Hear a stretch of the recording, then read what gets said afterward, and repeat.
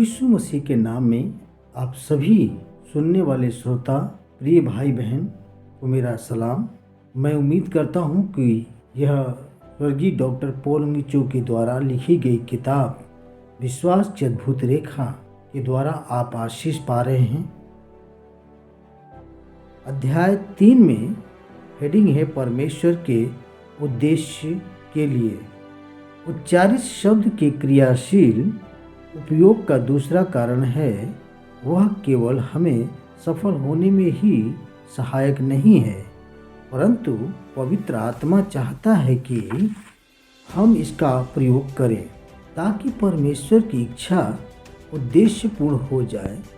जब मैंने सेवकाई में पदार्पण किया तब मैंने स्वयं को संघर्ष में पाया।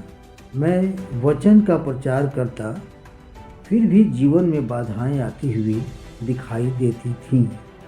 फिर परमेश्वर की आत्मा मेरी आत्मा में विलीन हो जाती और ऐसा अनुभव होता था जैसे कि मैं दूरदर्शन देख रहा हूँ।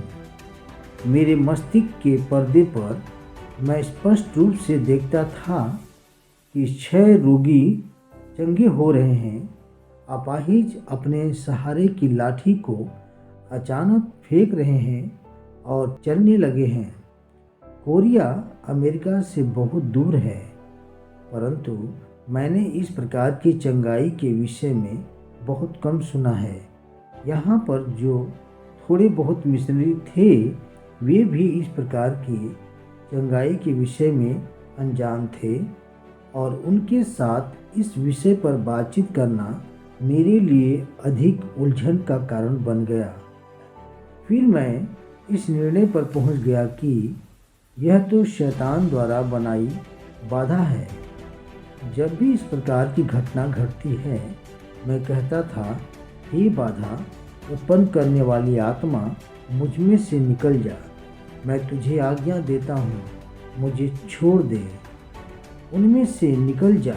परंतु जितने अधिक अधिकार से मैं आज्ञा देता था उतना ही स्पष्टता से मैं यह दर्शन देखता था कि लोग चंगाई प्राप्त कर रहे हैं। मैं इतना खीन हो गया कि प्रचार करना भी मेरे लिए कठिन हो गया। यह दर्शन बार बार दिखाई दे रहा है। फिर मैंने इस बात के लिए उपवास के साथ प्रार्थना करना आरंभ किया और परमेश्वर की प्रतीक्षा करता रहा। मैंने अपने हृदय में परमेश्वर को यह कहते हुए सुना, बेटे, यह शैतान के द्वारा निर्मित बाधा नहीं है, यह ज्ञान और समझ का संदेश है। परमेश्वर इन लोगों को चंगा करना चाहता है, परंतु जब तक तू नहीं बोलेगा परमेश्वर इन्हें चंगा नहीं कर सकता। नहीं, मैंने उत्तर दिया, मैं इस बात पर विश्वास नहीं कर सकता है। नहीं, मैंने उत्तर दिया, मैं इस बात पर विश्वास नहीं कर सकता। मेरे कुछ बोलने से पहले ही परमेश्वर अपना कार्य कर सकता है।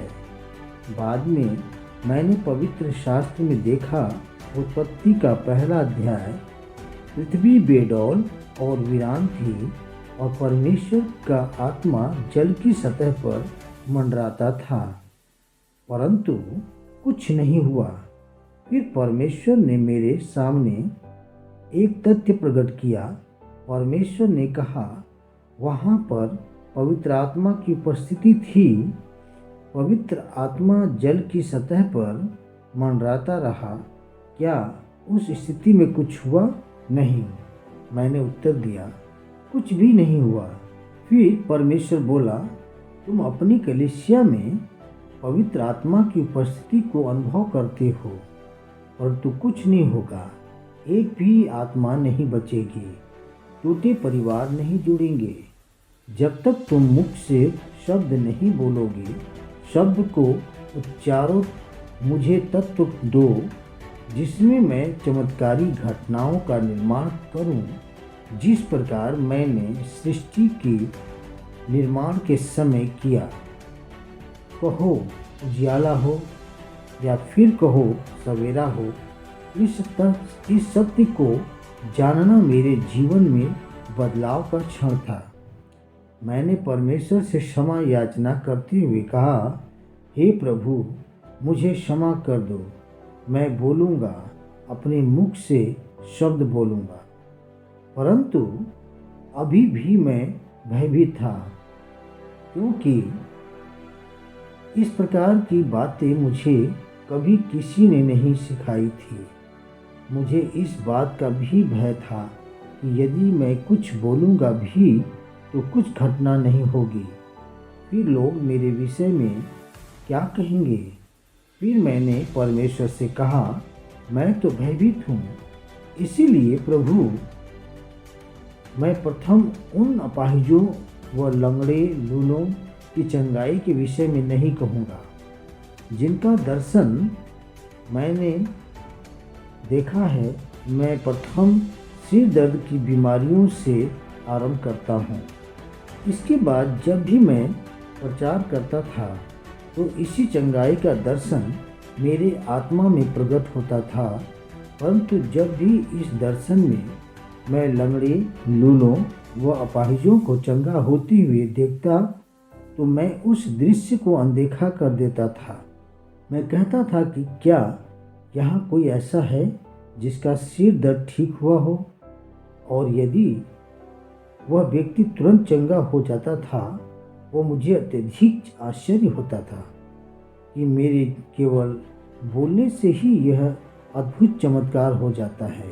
धीरे धीरे मुझ में अधिक धैर्य उत्पन्न हुआ। मैं जुखाम जैसी बीमारी के विषय में बोलने लगा। फिर मैं उन सब बीमारियों के बारे में बोलने लगा जिनको मैंने दर्शन में देखा था। अब मेरी कलीसिया में प्रत्येक रविवार की सभा में सैकड़ों लोग चंगाई प्राप्त करते हैं। समय की कभी एक और एक के बाद एक अनेक सभाओं के कारण मुझे सभा समय अनुसार समाप्त करनी पड़ती है। जब मैं खड़ा होता हूँ, परमेश्वर मुझे उन चंगाई को दिखा देता है जो उस सभा में होने वाली है। फिर मैं केवल व्यक्तियों के नाम पुकारता हूँ। मैं अपनी आंखें बंद करके केवल बोलता हूँ। इस वास्तविकता को जानकर कि वे चंगे हो गए हैं, लोग खड़े हो जाते हैं। जिस बीमारी के विषय में मैं बोलता हूँ, उसे सुनकर वे खड़े हो जाते हैं।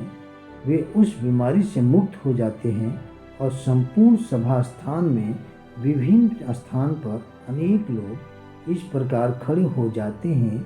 इस प्रकार मैंने एक रहस्य को सीखा। हम जब तक शब्द नहीं देते, पवित्र आत्मा के पास कोई तत्व नहीं होता जिसके द्वारा वह निर्मित कर सके। यदि पवित्र आत्मा आपके हृदय में यह विश्वास डालता है कि पर्वत हटा दिया जाए, तो इस पर्वत के हटने के लिए प्रार्थना न कीजिए और न ही गिड़गिड़ाइए, परंतु बोलिए, इस समुद्र के उस पार हट जाए, और वही होगा। यदि आप इस बात को सीखेंगे और पवित्र आत्मा के अभिषेक में और परमेश्वर के विश्वास में बोलने की आदत डालेंगे, तो आपके जीवन में भी अनेक चमत्कार होंगे। आमीन, आमीन। नियमित रूप से सभा स्थान में आने वाले 50,000 सदस्यों की सेवकाई करना आसान नहीं है। हमने चर्च में 24 घंटे की दूरभाष सेवा का आयोजन किया है और नियुक्त किए गए व्यक्ति बारी बारी से टेलीफोन पर सेवारत रहकर लोगों की समस्याओं को सुनकर उन्हें मार्गदर्शन देते हैं। मैं अपने घर का फ़ोन नंबर बिना रजिस्ट्रेशन किए रखता हूँ, परंतु जल्द ही लोग उसे भी जान जाते हैं और मुझे शाम से लेकर दूसरे दिन सुबह तक फ़ोन आते रहते हैं। अनेक रात्रि मैं बिस्तर पर अस्वस्थ या लेटा रहता हूँ और अचानक रात 10 बजे फ़ोन आता है, कादिर साहब, मेरे पोते को बुखार है, उसके लिए कृपया प्रार्थना कीजिए। और मैं प्रार्थना करता हूँ।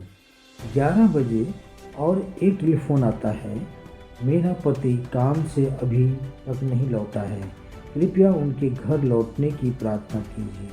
और मैं प्रार्थना में फिर से जुट जाता हूँ। फिर मध्य रात्रि 12 बजे फ़ोन की घंटी बजती है और रोती हुई एक पत्नी कहती है, मेरा पति घर आया और उसने मुझे बहुत पीटा है। मेरे से अब यह सहा नहीं जाता। मैं जीना नहीं चाहती। और मैं उसे समझाता हूँ और उसके शांत होने की प्रार्थना करता हूँ। रात 1 बजे फिर फ़ोन आता है।